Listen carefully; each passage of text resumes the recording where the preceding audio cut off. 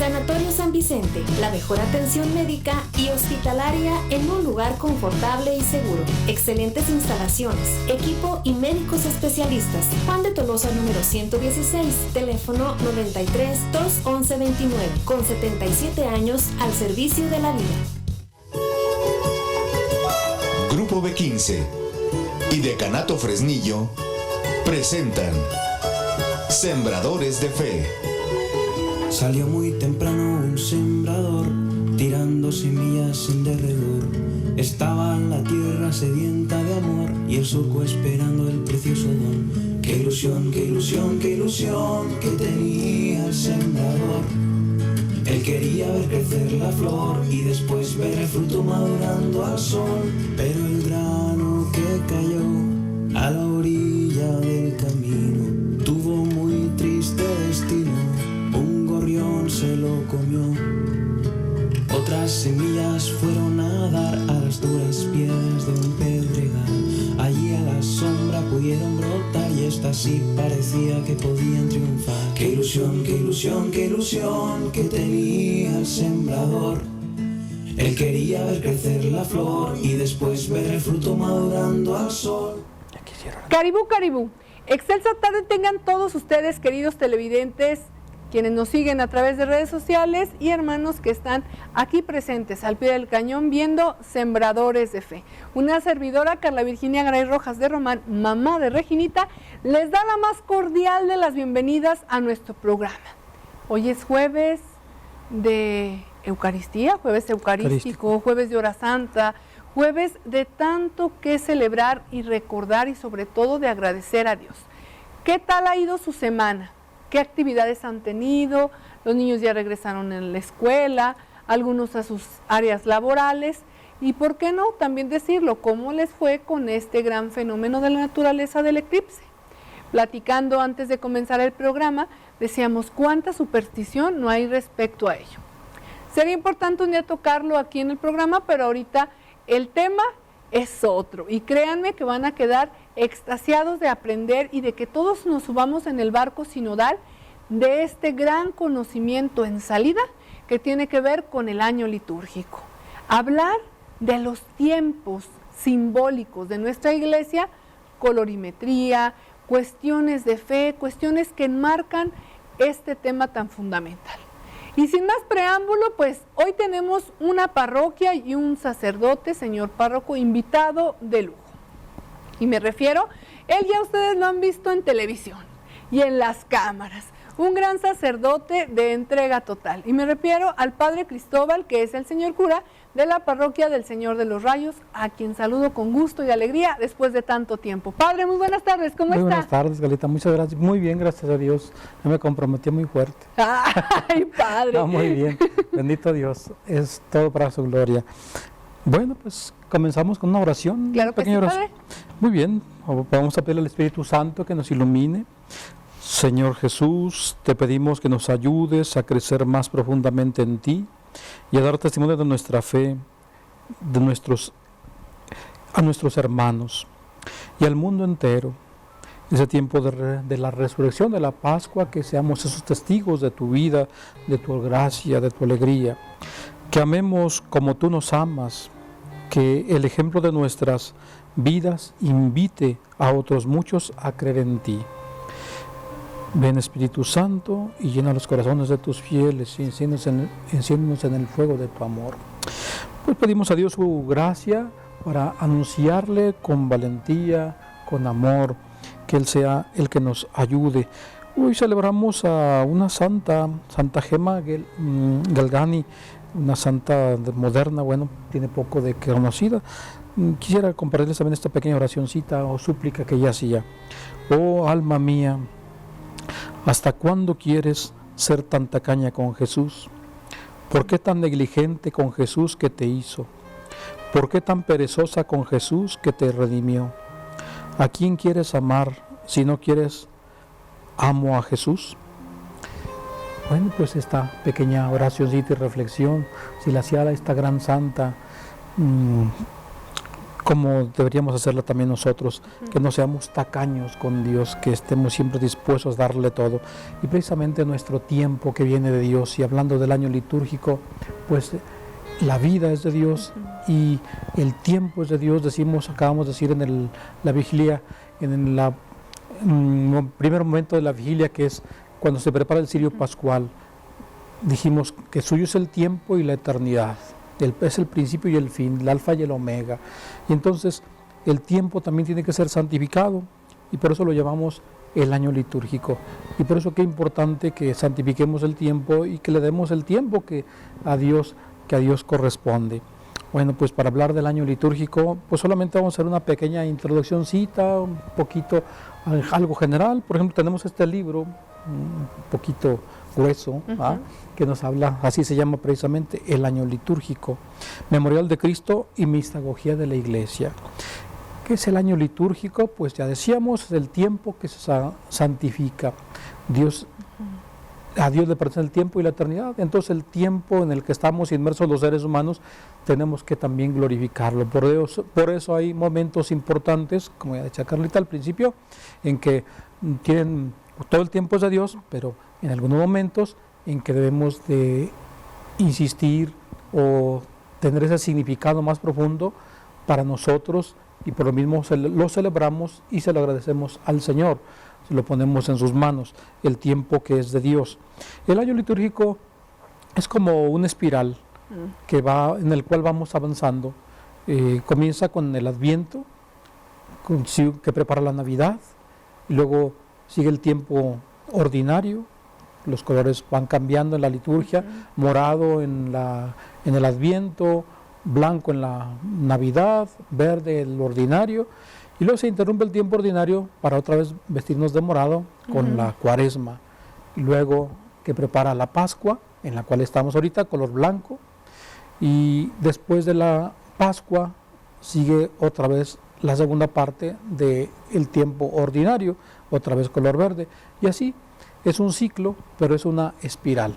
Si fuera un simple círculo, bueno, yo siempre les digo cuando empezamos los años litúrgicos, que es en el Adviento, siempre les recuerdo que el año litúrgico es una espiral que nos debe ir elevando hacia Dios, porque vamos dando vuelta, dimos una vuelta, como dicen ahora cuando es el cumpleaños, ¿verdad? Que le dimos una vuelta al sol, sí. ¿Verdad? Que una vuelta más al sol, bueno, pues también es una vuelta más en nuestra vida, querámoslo o no, ya estamos un poco más viejitos, bendito Dios, ¿verdad? Ya un año más de vida, pero no debemos darlo sobre el mismo círculo, sino una espiral como una rosca, ¿verdad? Que vamos dando vuelta, pero no regresamos al mismo punto. Se supone que ya hemos avanzado, que hemos crecido en el amor y la entrega a Dios un poco más, porque también si lo vemos con una actitud también un poco fatalista, bueno, pues un año más cercano de nuestra muerte, porque pues nos vamos haciendo viejos y vamos a salir un día de aquí, porque esta no es nuestra morada definitiva. Bueno, la cuestión está en que, yo les digo, no debe ser como un círculo que gire sobre sí mismo, porque entonces sería lo que sucede como cuando vamos a meter un tornillo si damos vueltas y vueltas y no sube ni baja, pues que decimos, esta rosca ya se trasroscó, se acabó, se quedó, ya no sirve, ya no avanza. El año litúrgico, si vamos dando vueltas, pero tenemos que ir no al mismo punto, sino a un punto superior. Es una espiral, nos tiene que ir elevando hacia Dios. Les digo otro ejemplo, que bueno, un poco chusco, no sé qué, no se acuerdan algunas personas, que antes había las famosas norias, en las cuales se ponía a un burro o un macho, un burro que estaba ahí dando vueltas todo el día y daba vueltas para sacar al agua, para poner en acción todo el mecanismo para que estuviera sacando agua. Y ahí estaba el burrito a vuelta y vuelta, unas veredas son las que hacían, porque pues a vuelta sobre la misma vereda, pero no salía de donde mismo, podría caminar muchos kilómetros, pero no llegaba a ningún lado, estaba en el mismo punto. Bueno, es un ejemplo a lo mejor chusco, pero que con el debido respeto, que no nos pase lo mismo que al burrito, que no nos quedemos en el mismo. Bueno, al menos el burrito sacaba agua, pero a veces nosotros puede ser que ni agua saquemos, ¿verdad? Que no nos pase eso, pues tenemos que ir avanzando. Bueno, así está estructurado el año litúrgico, por esa razón nosotros debemos de irlo disfrutando y viviendo en cada momento. estamos, decíamos, en este tiempo fuerte que es la Pascua, la resurrección.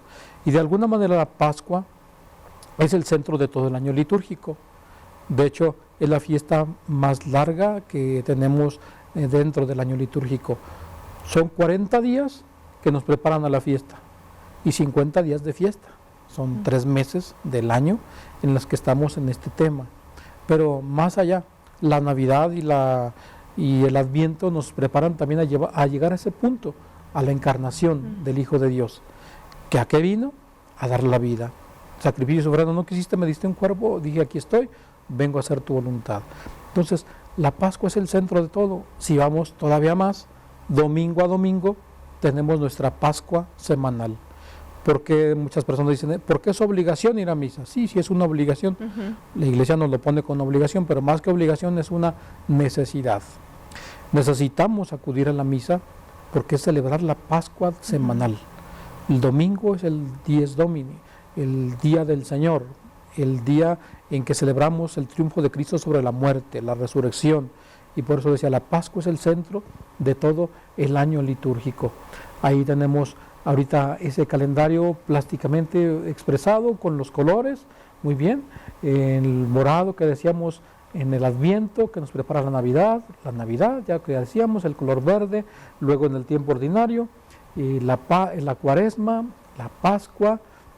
Bueno, está ese colorcito rojo ahí en ese fragmentito, pues digamos es el trido sacro, ¿verdad? Que es el centro de toda la Pascua, que comienza con la pasión, muerte y resurrección de nuestro Señor Jesucristo. Entonces, por eso ese color rojito donde está la cruz, que es un momentito, son los 3 días, el trido sacro, y luego ya sigue toda la Pascua, que son 50 días, continúa con el tiempo ordinario, o la segunda parte, que el último domingo del tiempo ordinario es el día de Cristo Rey, y ya al siguiente ya es un año nuevo, que es otra vez el primer domingo del Adviento. Ahí tenemos los distintos colores de las casullas. Qué bueno que me recuerda también el color rosa, que se ocupa, se necesita solamente 2 veces al año. El tercer domingo del Adviento y el cuarto domingo de la Cuaresma, ¿verdad? Son en cuando nos vestimos los sacerdotes de color rosa, si hay la casulla allí en la parroquia, o si el padre, algunos padres como que no les gusta, no sé por qué, pero es muy bonita el color rosa que expresa la alegría. Dentro de la Cuaresma, por ejemplo, o dentro del Adviento, es la inminencia de la cercanía ya del Señor, del nacimiento, y en la Cuaresma igual, la alegría, alégrate porque viene el Señor y viene a salvarnos. Entonces, son los colores que tenemos ahí, en los colores de las casullas que tenemos, morado, rosa, dorado.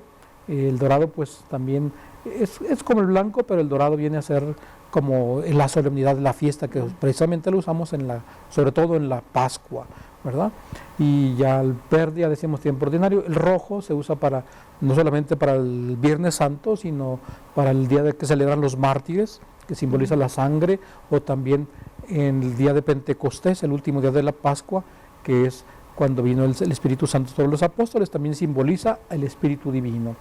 Y el blanco pues es el de la fiesta, que decíamos el morado, digamos es un momento para simbolizar más la alegría y la solemnidad, pero blanco o dorado, digamos es similar, es lo mismo. Ahí tenemos los colores de las casullas para que cuando vayan a misa, pues también si andamos un poco desconectados, pues ya también saber de qué se trata. Y bueno, el morado también se usa pues en el momento de los difuntos, ¿verdad? El color morado de la casulla también para algunos difuntos, y pues depende ya también de algunas otras celebraciones, pero básicamente son los colores que se usan en el año litúrgico. Pues está pues dividido ahí, presentado como estaba en el calendario, como un pastelito, dividido todo el año en distintas secciones. Bueno, pues ahí se expresa prácticamente lo que es el año litúrgico. ¿Y cuál es el objetivo del año litúrgico? Pues que nosotros nos vayamos centrando más en el Señor Jesucristo, porque el centro del año litúrgico, obviamente que es Cristo. Él es el centro de toda la liturgia. Y cuando hablamos de año litúrgico, pues ya dijimos el tiempo, año, pero vamos litúrgico nos hablamos referente a la liturgia. ¿Qué es la liturgia? La liturgia es la oración, la acción de la iglesia que se ofrece a Dios, simbolizada pues en todo lo que celebramos, sacramentos, oraciones, todo lo que la iglesia celebra, la vida sacramental y de oración de la iglesia y de acción que se eleva a Dios. Es la acción del pueblo de Dios, que el mismo pueblo ofrece a Dios. Eso significa la liturgia, la acción de la comunidad que se ofrenda a Dios. Es la acción que brota del pueblo para Dios. Y también podemos decir, Dios lo suscita, recordando aquel pasaje del profeta Isaías como la lluvia o la nieve, que mi palabra es como la lluvia o la nieve que no baja del cielo sin hacer antes germinar la tierra y que produzca frutos para que el hombre tenga vida. Así es el año litúrgico, es la acción que brota del pueblo de Dios hacia Dios, pero al mismo tiempo está en movimiento. Como decíamos, esa espiral, tenemos que ir acercándonos a Dios, pero al mismo tiempo Dios nos atrae por medio del año litúrgico, por medio de la celebración de los distintos misterios del Señor, pues nos va elevando hacia Él y nos va moviendo, nos va inspirando para acercarnos a Él, para vivir para Él aquí en la tierra y después para vivir plenamente en el cielo. Bueno, pues así a grandes rasgos es lo que es el año litúrgico. No sé si lo hayan antes hablado, lo hayan escuchado hablar antes sobre qué es el año litúrgico. Pues es la acción que el pueblo de Dios realiza en el tiempo para glorificar a Dios y para que de esa manera el hombre pueda participar de su vida y de su gracia. Bueno, pues los tiempos fuertes, por eso ya están marcados, ya poníamos ahí en los distintos colores. Los tiempos fuertes del año son, ya les dije, el centro, la Pascua y la Navidad, que algunos comentaristas llaman que es la Pascua chiquita, y el Adviento una Cuaresma chiquita, porque les decía, el centro es el misterio pascual de Cristo, su encarnación, que tiene como objetivo su muerte y resurrección. Bueno, quisiera compartirles un poquito sobre la temática de este libro, el tiempo litúrgico, o lo que decíamos del tiempo. El tiempo litúrgico o el año litúrgico es un sector específico del estudio de la liturgia.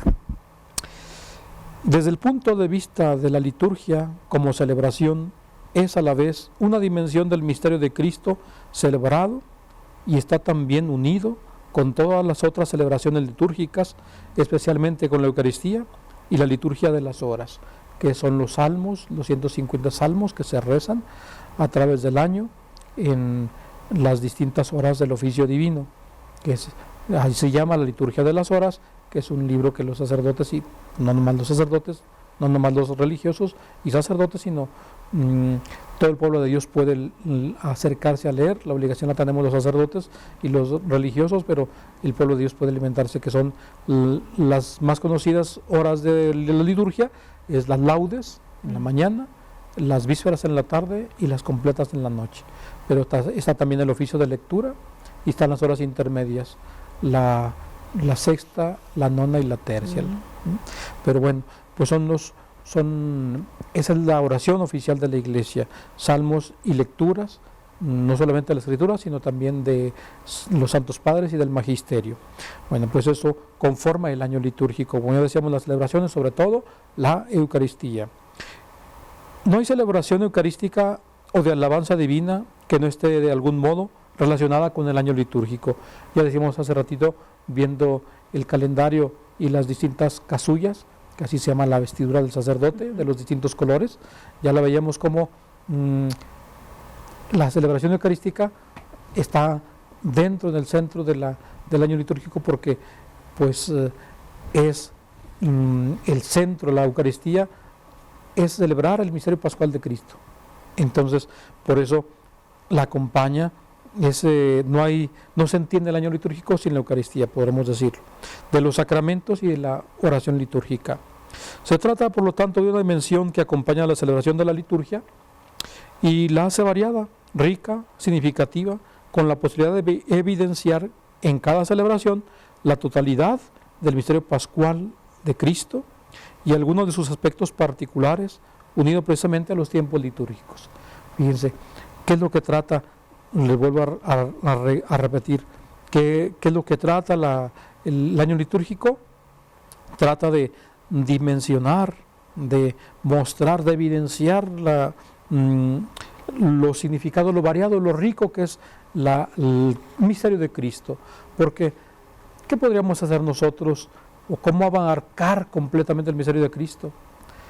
Como dice San Pablo, ahorita vemos como en un mal espejo, medio borroso, pero después veremos tal cual es a Dios. Ahorita en las celebraciones celebramos a Cristo como iglesia, como creyentes, celebramos al Señor, pero no agotamos su misterio, nos acercamos a Él. La Eucaristía bien celebrada, bien participada, comulgando, es el modo pues más perfecto de acercarnos a Cristo y a disfrutar de su presencia entre nosotros, pero no agotamos el misterio completamente.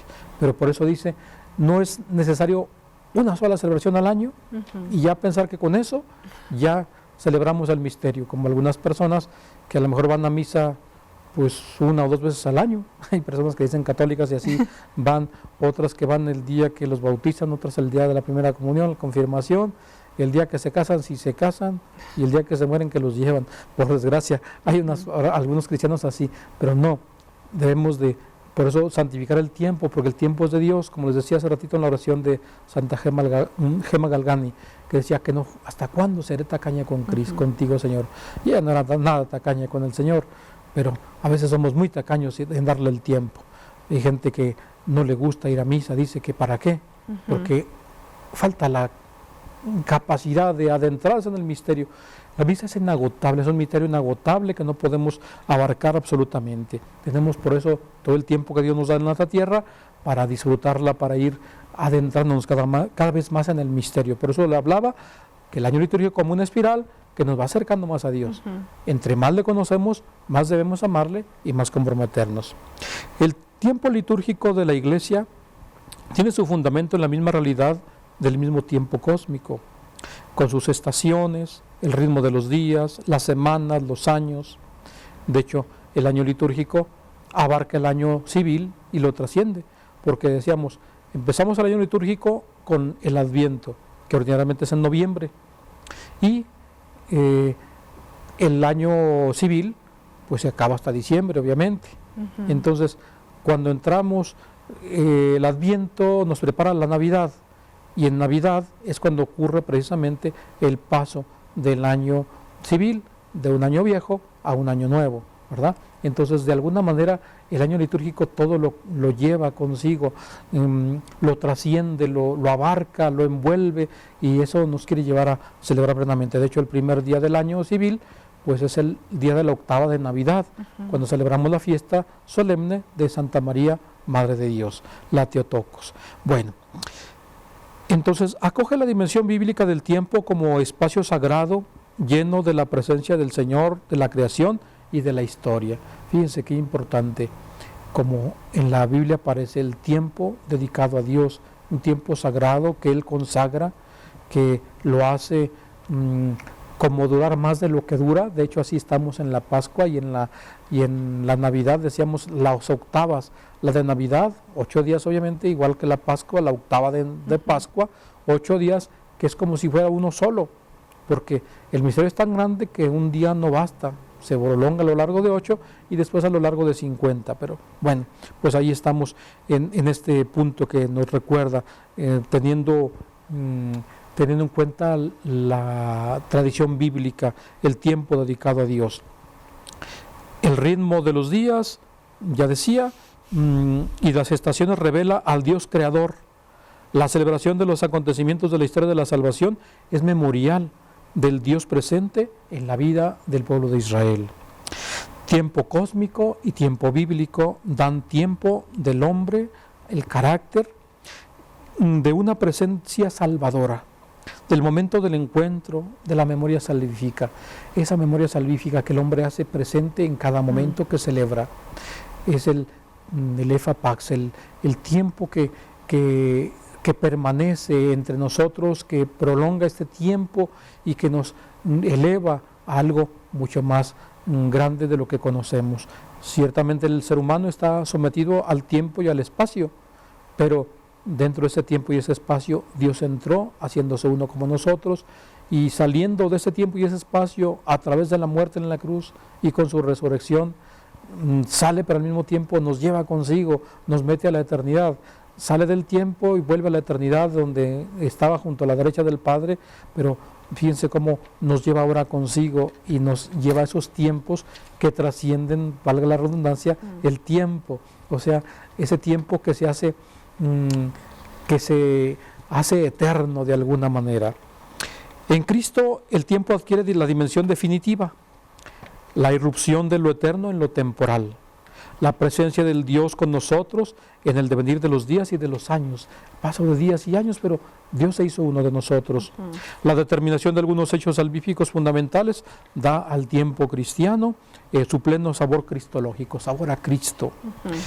Si las horas de la liturgia, ya hacíamos referencia a ellas, concentra su atención en el misterio de cada día, con sus horas que nos remiten a la dimensión cósmica y antropológica, y los hechos salvíficos, el año litúrgico tiene la capacidad de abrirse a todos los acontecimientos de la historia de la salvación, celebrados de forma apretada y sintética en un año solar que cíclicamente vuelve para ofrecernos el gozo y el estupor de una memoria perenne, la de Cristo, que llena de sentido el tiempo de la Iglesia y de la humanidad, proyectándonos a la misma vez hacia un solo pasado, el de la historia de la salvación, que es un eterno presente, que es Cristo con su misterio pascual.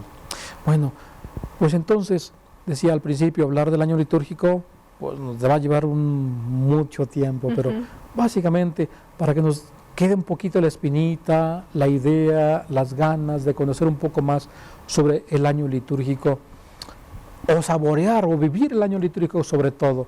A lo mejor podemos leer el libro y aprendérnoslo y todo lo que sea, pero lo importante es vivir el año litúrgico, de que nos valdría saber mucho si no vivimos.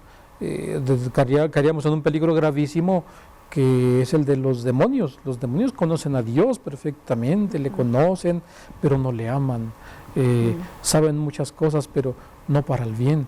Entonces, nosotros debemos estudiar y adentrarnos más en nuestra fe, en el misterio de nuestra fe. Debemos conocer, tenemos muchas herramientas, el Catecismo de la Iglesia Católica, la Escritura, obviamente, el Catecismo de la Iglesia Católica, y muchos documentos del Magisterio, escritos de los santos. Tenemos mucho en que podemos aprender. Ahora tenemos la oportunidad también, miren, estas herramientas, esos cuadritos que a veces nos hacen jorobados, pero bueno, que a veces nos esclavizan demasiado, pero también ahí están las herramientas en Internet. Todo está fácil, ¿verdad? Podemos buscar en la página del Vaticano o páginas católicas, podemos encontrar mucho material para alimentarnos. Ojalá que les haya quedado una espinita de conocer un poco más sobre lo que es el año litúrgico. En general, a propósito que estamos celebrando la Pascua, y que les decía, la Pascua es el centro de todo el año litúrgico, todo está en torno a la Pascua, porque de hecho, cuando dicen algunas personas, ¿por qué cambia de celebración en la Semana Santa? Porque está en base también al año cósmico, que es la fase lunar. La fase lunar, así es, ¿verdad? Entonces, ahí todo está inmiscuido, ¿verdad? Este hombre, nosotros que somos seres humanos que vivimos dentro del tiempo y del espacio, lo que conocemos, ya decía, las estaciones del tiempo, todo eso nos debe llevar a celebrar nuestra vida, el tiempo y la eternidad de Dios, desde nosotros, nuestra pequeñez y sencillez. Pero entonces tenemos muchísimo trabajo, muchísimo material que aprender y que conocer para formarnos, que no seamos, como les decía hace ratito, de ese tipo de cristianos que van a misa. Algunos dicen cuando les nace. Yo les digo, pues cuando les sembraron, si nunca les han sembrado nada para que les nazca, ¿verdad? Que cuando les nace, o algunas 3 o 4 ocasiones en su vida, que sería una situación muy trágica, muy triste, porque el tiempo es de Dios, suyo es el tiempo y la eternidad, ¿verdad? Entonces debemos de dárselo a Dios. Por eso les recordaba otra vez a Santa Gema Galgani, esta santa que, bueno, si las doy a conocer un poquito. Sí, padre, sí, miren, muy bien. Santa Adelante. Gema Galgani, miren, nació en 1878 y murió en 1903. Nació en Italia, la quinta de 8 hijos de un próspero farmacéutico. Cuando era joven, la madre de Gema y 3 de sus hermanos murieron de tuberculosis. Cuando tenía 18 años, su padre también murió, dejando a Gema a cargo de cuidar a sus hermanos menores. Rechazó 2 propuestas de matrimonio y se convirtió en ama de llaves mientras intentaba entrar a la vida religiosa, como como pasionista, como de la congregación de la pasión de nuestro Señor. Fue rechazada debido a su mala salud y luego se convirtió en miembro terciario de la orden. Ya ven, miembros terciarios de distintas órdenes que existen, que son laicos, que de alguna manera se consagran al Señor, pero no viven en un convento, sino que viven su vida ordinariamente como cualquier laico. Luego, Gema desarrolló meningitis espinal, pero fue curada milagrosamente, lo que atribuyó al Sagrado Corazón de Jesús, por intercesión de San Gabriel, de Nuestra Señora de los Dolores y Santa Margarita María Alacoque, a la que se le apareció el Sagrado Corazón. A lo largo de su vida se unió a la pasión de Cristo y experimentó por ellos grandes sufrimientos, pero no sin recibir también muchas gracias notables. Experimentó muchas visiones místicas y fue visitada con frecuencia por su ángel de la guarda. Bueno, visitada es un decir, o sea que tuvo la gracia de poderlo ver con estos ojos, porque en realidad todos tenemos la gracia de tener un ángel de la guarda, aunque a veces no lo valoramos, pero bueno, aquí se refiere a eso, a que se hizo visible a ella. Pero no solamente su ángel de la guarda, sino también a Jesús y la Virgen María. Por esto fue conocida como una gran mística y según su director espiritual desarrolló los estigmas a los 21 años. Fue estigmatizada. Los estigmas son, se acuerdan, las llagas de nuestro Señor. Después de una vida desinteresada y de amor entregada a Dios para la conversión de los pecadores, murió en la vigilia de la Pascua a la edad de 25. Es la santa patrona de los farmacéuticos, la pérdida de los padres, las enfermedades de espalda, las tentaciones y de los que buscan la pureza del corazón. Su fiesta es el 11 de abril, precisamente el 11 de abril porque en ese año cayó la Pascua allí, ¿verdad? Fíjense, una santa jovencita que poquitos años, no ocupó muchos para ser santa, pero irse al cielo. Exacto. A propósito de vivir el año litúrgico, y él les decía, se trata de eso, de que lo vivamos, que santifiquemos el tiempo, para que, completada nuestra misión en esta tierra, podamos participar de la gloria del Señor en el cielo. De eso se trata el año litúrgico, eso es lo que quiere, motivarnos a adentrarnos más en el misterio de Cristo, para que reconozcamos que suyo es el tiempo y la eternidad, para que estemos con Él. Pues ahí tenemos un poquito de Santa Gema Galgani, por si les interesa conocer la vida de los santos, que a propósito, me olvidé decirlo, que en el año litúrgico obviamente está acompañada por toda la celebración de los santos. Cada día, no hay un día que no haya un santo, ¿verdad? Siempre hay muchos santos y hay muchos en un día, así que conocer la vida de los santos también debe motivarnos a vivir el año litúrgico, para que de esa manera estemos nosotros también adentrados, y como dijo San Ignacio de Loyola, si ellos pudieron, yo por qué no, ¿verdad? San Francisco de Asís, ¿verdad? Bueno, sí, los dos sí fue la misma situación parecida, ¿verdad? Así es, padre. Muy bien. Así como decía padre, muchísimas gracias San Ignacio de Loyola, no alimentemos a la loca de la casa. Y dirán ustedes, ¿y quién es esa? Pues la imaginación. Así que, queridos televidentes, hoy hemos tenido un tema de lujo que tiene relación con el año litúrgico, con estos tiempos simbólicos tan importantes que nos llevan a vivir de manera especial todo el tiempo, ahora sí que aunados a la cristología y a la mariología, y por qué no hablar de los diferentes santos que, como bien lo dijo el padre, hay unos muy conocidos, más populares, pero la vida de todos los santos, si nos adentramos, nos damos cuenta de que muchos sufrieron demasiado, de que tuvieron noches oscuras y que a pesar de todo no se dejaron vencer por el pecado. Y todos estamos invitados al ideal de la santidad. Padre, algo más ya, porque yo sé que usted tiene una actividad y me gustaría, antes de finalizar y de que usted culmine, pues que para toda la gente que está en casita, que no puede, algunos están enfermos en casa, en hospitales y están viendo Sembradores, nos regale su bendición, Padre. Claro que sí, Carlita, pues muchas gracias por la invitación nuevamente aquí. Gracias y a todos los que nos tienen el favor de sintonizarnos, muchas gracias. A propósito que decía Carlita, ahorita lo que acabamos de leer, Santa Gema Galgani, ¿verdad? Como diciendo, una tragedia tras tragedia. Exacto. A veces nosotros andamos, es que me pasa esto, es que Dios no me escucha, es que Dios me abandona, es que estoy enfermo. Y no escuchamos cómo estuvo Santa Gema, y bien jovencita, y todo a los 18 años quedar huérfana y con obligación de cuidar a sus hermanos. Y ella lo hizo y se entregó absolutamente. Nos motiva también pues a vivir dentro del año litúrgico. Pues muchas gracias, el Señor esté con ustedes. Y con tu espíritu. Y la bendición de Dios Todopoderoso, Padre, Hijo y Espíritu Santo, descienda sobre ustedes, sus familias, sus trabajos, y los acompañe siempre. Amén, Padre. Muchísimas gracias. Gracias a usted, Padre. Un placer que se encuentre aquí con nosotros. Le agradecemos mucho por ser un gran colaborador de Sembradores, y no solo de Sembradores, también de las cosas como son, Padre, que está aquí de repente. los días lunes que le corresponde. Y bueno, queridos televidentes, vamos ahorita a pasar a un video muy interesante y muy bonito. Pasando a la sección de Notiglesia Universal, les puedo decir, el Papa Francisco nos hace una invitación a recordar que la justicia es el antídoto a la corrupción. ¿Por qué? Hay mucho que hablar de ello. Vamos a ver el primer video de esta sección. Queridos hermanos y hermanas, en la catequesis de hoy reflexionamos sobre la virtud cardinal de la justicia. Se trata de la virtud social por excelencia, ya que es fundamental para la convivencia pacífica en la sociedad.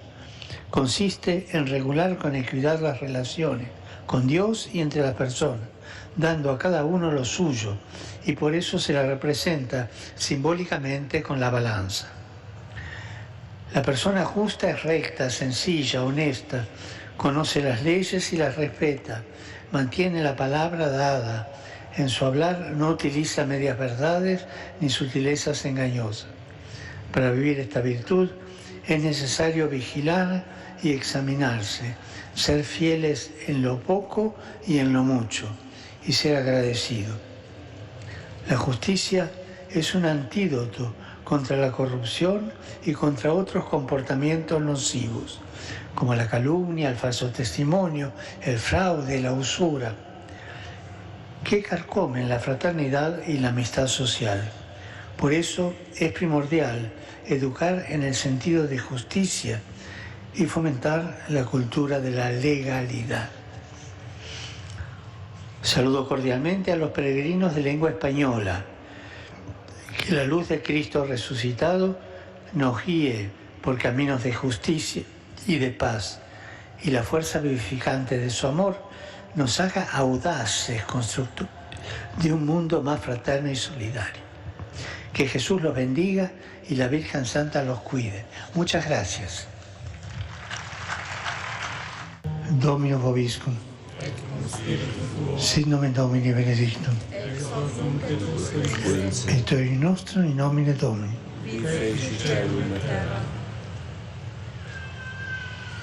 Benedicat vos, omnipotens Deus, Pater, et Filii, et Spiritus Sancti. Amén. Hablar de la justicia. Hablar de la justicia es un tema que se ha referido durante todas las épocas y etapas de la historia del hombre. ¿Por qué hablar de la justicia? Porque el Papa dice que hoy en día se vive en un mundo lleno de injusticia, de desobediencia, de cuestiones lacerantes para el ser humano. Y él, si se fijaron en este primer video de Notiglesia Universal, resalta puntos torales para hablar hoy en día de nuestra función que realicemos en cualquier rol o labor que hagamos día con día. ¿Por qué? Habla de tener todo en una balanza. Y si se fijan, la diosa de la justicia, Temis, que aparece con un equilibrio, con una balanza, habla de que debe de ser todo de manera ecuánime, equitativa. ¿Por qué?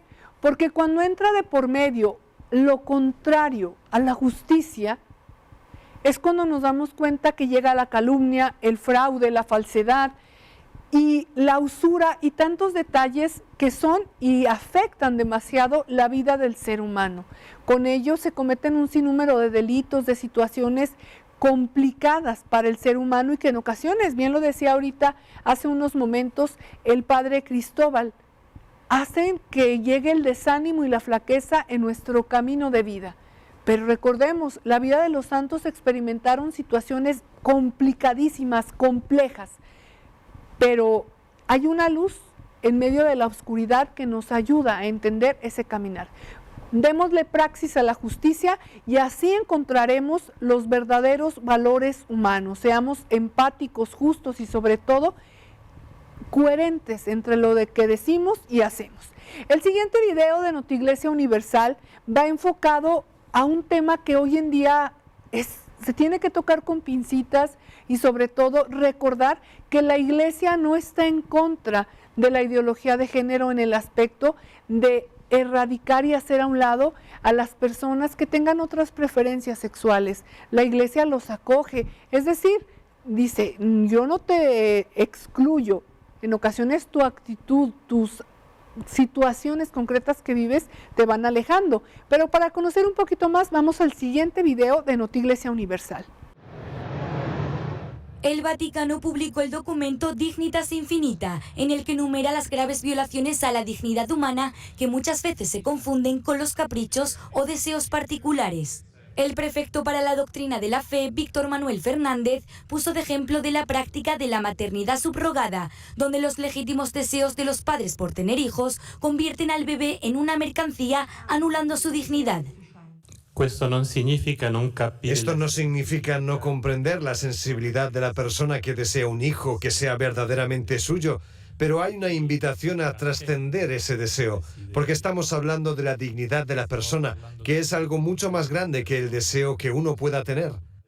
Sin embargo, esta es solo una de las graves violaciones a la dignidad de la persona que enumera este documento vaticano. Otra de ellas es la ideología de género, que tachó como un peligro. Dijo que elimina la principal diferencia entre el hombre y la mujer, la diferencia sexual. Es cierto que existen al menos dos razones para no aceptar la ideología de género, dos razones que desarrollamos aquí, porque creemos que estas ideologías, en lugar de ayudar al reconocimiento de la dignidad, empobrecen una visión humanista donde el hombre y la mujer llevan a cabo el más bello encuentro de la más grande diferencia que encierra la humanidad. Esto es inigualable. En este contexto, la idea del matrimonio gay o la eliminación misma de las diferencias no parece aceptable. Sin embargo, el prefecto aclaró que la Iglesia debe acoger a las personas sin importar su condición, por lo que rechaza la persecución a una persona a causa de su orientación sexual. Pero al principio de este asunto se afirma que es contrario a la dignidad humana que una persona sea perseguida, torturada, encarcelada o incluso asesinada solo por el hecho de ser gay, solo por su orientación sexual. Lo que también ocurre legalmente en muchos países del mundo. Se habla poco de esta violación de la dignidad humana. Dignitas Infinita es un esfuerzo por reafirmar y sistematizar la postura del Vaticano ante cuestiones éticas de actualidad, bajo el criterio de promover los derechos intrínsecos de la persona y no aquellos que son producto de un capricho. El Vaticano se pronunció en contra del cambio de sexo, el aborto, la eutanasia y otros dramas como la trata de personas o los abusos. Temáticas que hoy en día roban el espacio para un debate, para introducirnos más en ese caminar y conocer a fondo qué hay en el trasfondo de la eutanasia, de la cuestión del aborto, de tantos temas que se están tocando también en materia política para conocer y sobre todo darnos cuenta que la religión va conectada con la cultura, con la fe, con la historia, con la naturaleza, con la biología, con todas las materias. Que concluye y va unido en esta sección de Notiglesia Universal con nuestro último video. Está peleada la ciencia con la fe. Hace muchos años, cuando el padre Tapia nos otorgaba la formación, cuando iniciamos aquí en televisión, hace como 13, 14 años aproximadamente, nos regaló el Yucat del Catecismo para Jóvenes, ese librito amarillo que espero traerme el próximo programa, primeramente Dios, para leerles una frase de un científico que a cabalidad señala cómo la fe y la religión se concatenan y se dan fortaleza. Este último video nos recuerda que todo reloj tiene un relojero, que unos pensadores de hace tiempo, de hace algunas ya épocas pasadas, referían cómo la iglesia era lo contrario al bienestar social y era una cuestión que nunca se iba a llevar con la ciencia porque estaban peleadas y bifurcadas de manera constante. Lo cual hoy en día nos hemos dado cuenta, como lo titula este siguiente video, nunca hubo tantas pruebas como ahora para probar, valga la redundancia, la existencia de Dios. Con ello cerramos Notiglesia Universal. La fe y la ciencia, ¿contrarios o complementarios? Científicos y teólogos llevan siglos debatiendo esta cuestión. Incluso hoy un nuevo libro intenta reflexionar sobre eso. Se llama Dios, la ciencia, las pruebas, los albores de una revolución. Este no es un libro sobre la fe o la religión. La fe es algo distinto de la existencia de Dios. La fe es una adhesión, un consentimiento. Pero se puede creer en la existencia de Dios sin querer ir más allá. Es lo que llamamos deísmo. Así que nuestro objetivo es simplemente saber si existe un Dios creador.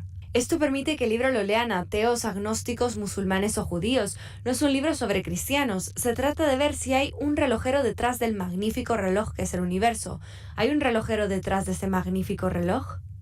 Ambos autores son ingenieros. Describen la revolución científica que hubo en el siglo XX y cómo ha cambiado la mentalidad de que la existencia de Dios era irrelevante y anticuada, que era lo que sostenían muchos científicos, pensadores o filósofos como Freud o Marx. Parecía que todos los descubrimientos científicos que se hicieron desde 1500 hasta 1900 iban en contra de Dios y la religión, y eso llevó a la gente a creer que podíamos explicar más y más el universo sin recurrir a Dios. Y así, si podemos explicar el universo sin recurrir a Dios, la gente se dijo que probablemente no existía. Y en el 1900, de hecho, casi todos los intelectuales y filósofos eran ateos. Pero ya a principios del siglo XX, un número muy grande de descubrimientos cuestionan la idea de que el universo puede explicarse por sí mismo.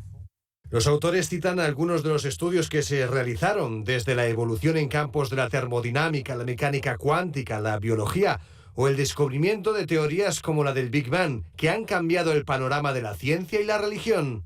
La razón por la que no oímos hablar de ello es porque se piensa que es una cuestión demasiado abierta, que no se puede decidir, y si no se puede decidir la cuestión pierde interés, pero de hecho eso no es cierto y no lo dice solo la filosofía clásica de la religión, ahora también lo señalan científicos, dicen que cada vez hay más pruebas de la existencia de Dios, incluso podríamos decir que nunca ha habido tantas pruebas como ahora.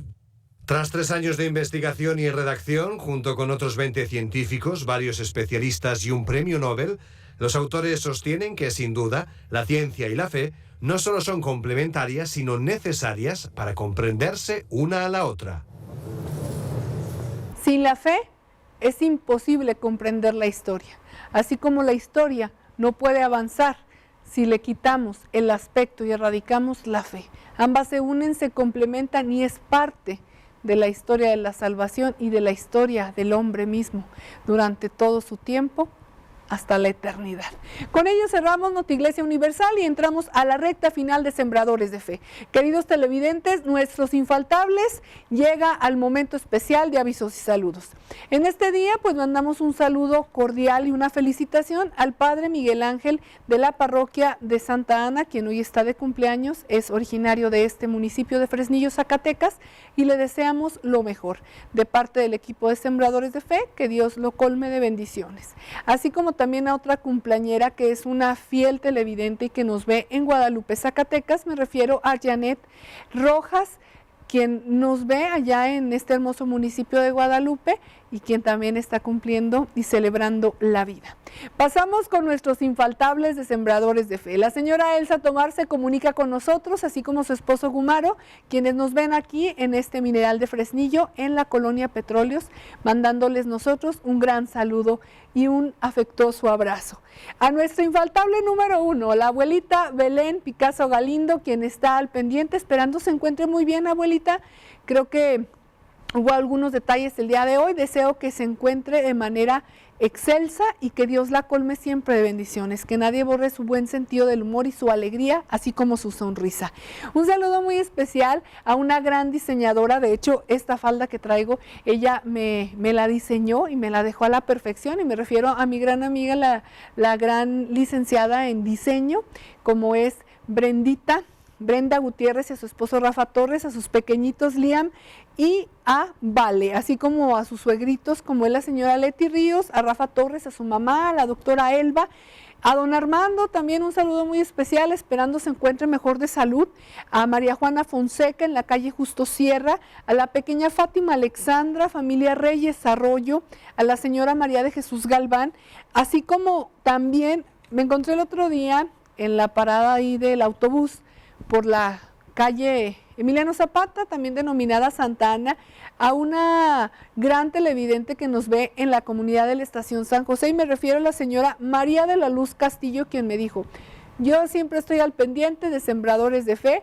y ese día le dio gusto conocer a mi esposito y a Reginita. Así que un saludo a usted y a toda su familia hasta la estación vecina, la Estación San José, donde antes, en tiempos fuertes del Porfiriato, pasaba el ferrocarril, que era el tren, uno de los máximos transportes que llevaron esa gran conectividad de mercancías en todo el mundo. Fue un tiempo muy bonito, en lo particular me encanta esa época. Después les hablaré de un ensayo que realicé en etapa de preparatoria, que me llevó a conocer mucho de la historia, no solamente en cuestión económica, financiera, cultural, social, de moda, sino también de la fe. Ya hablaremos después de ello. Un saludo también muy especial a Clarita Hernández Castillo, a Juanita Urea, a Laura Núñez y a toda su familia. Le mandamos también un saludo con mucho cariño a la señora Alicia Sánchez Santa Cruz, a Lucre, a Laurita, comadrita, a Laurita Elena Sánchez, a Rodrigo González, a José Alberto Padilla, a Mimi Méndez, nuestra ganadora y también fiel televidente de Sembradores, a Manuel Martínez López, y a la mamá de Margarita, la señora Estela Macías, hasta la ciudad capital. A mis queridos papás, hermanas, a mis suegritos, el licenciado Jaime Román, a la chef, mi querida suegrita Tere Laredo, y a mi amor hermosa, mi Carla Regina Román Garay, a mi esposito Omar Román, a Corina, a mis sobrinitos hasta la ciudad de Querétaro, a su mami. Que Dios los colme de bendiciones. Queridos televidentes, es tiempo de culminar hoy Sembradores de Fe. Ciclo litúrgico, tiempos fuertes, tiempos en los cuales hay mucho por lo que vivir. Mes de abril, mes dedicado de manera civil al niño, y niños y niñas y adolescentes, y de manera litúrgica, de acuerdo a las indicaciones del Papa, pues es un mes dedicado al papel y valor de la mujer, evitando y erradicando toda la discriminación total que existe en el mundo. Queridos televidentes, no me resta más que decirles Munguo Babariki, es decir, que Dios los bendiga, tengan un magnánimo culmen de julio, si no de jueves. Si no alcanzaron a ver el programa, recuerden la repetición el sábado en punto de las 6 de la tarde, domingo 11 de la mañana. Como dicen en el lenguaje de señas, yo les digo así y ustedes de esta forma me contestan gracias. Hasta la próxima, gracias Memus Delgado, producción, y a Canal 15 por permitir que se siga sembrando la fe. Hasta la próxima. Grupo B15 y Decanato Fresnillo presentaron Sembradores de Fe. Salió muy temprano un sembrador, tirando semillas en derredor. Estaba la tierra sedienta de amor y el surco esperando el precioso don. Qué ilusión, qué ilusión, qué ilusión que tenía el sembrador. Él quería ver crecer la flor y después ver el fruto madurando al sol. Con profunda raíz estas plantas germinaron y con su verdor pintaron aquel suelo cual tapiz. Como premio de color a esa tierra generosa surgen flores tan hermosas que deslumbra su esplendor. Y esta bella historia no acaba aquí, lo mejor todavía lo tienes que oír, pues salieron frutos por cientos o mil y aquel sembrador cosechó muy feliz.